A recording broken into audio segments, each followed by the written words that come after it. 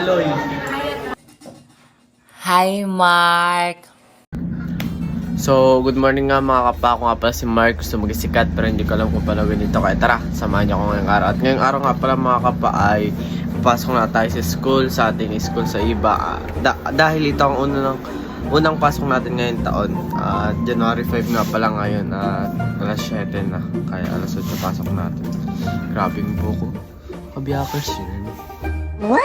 Kabiyakers yun. Kaya tara, samahan niyo ako papasok. Let's go.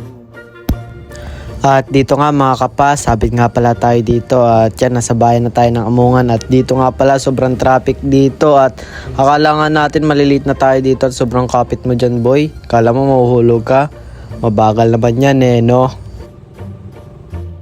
Dito nakarating na nga tayo sa ating school, Microasia College Science and Technology. Pasok! At yun, nakarating na tayo sa school at tapos hindi tayo CR. Ito, buwelta mula tayong ballpen kasi wala tayong ballpen. Tara, samahan niyo ako papasok sa school.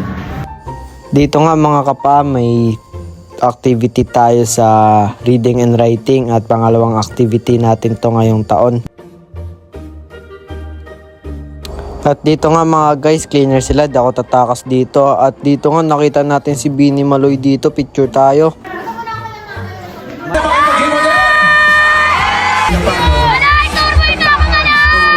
Maloy.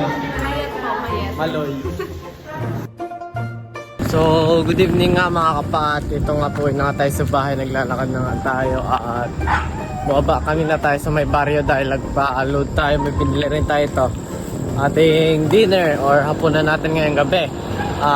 Ito na ang klase nga natin ngayon. Grabe yung antok kanina sa jeep mga kapa. Sobrang antok talaga as in. Sobrang antok.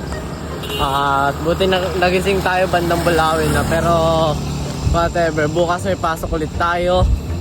Siyempre good student tayo, papasok tayo. Nyek. Yan, bukas pasok tayo mga kapat. Ako nga pala si Mark. May mga masamang kwento pero kung nakilalanin kung sinong umi-invento. Peace out, bukas ulit.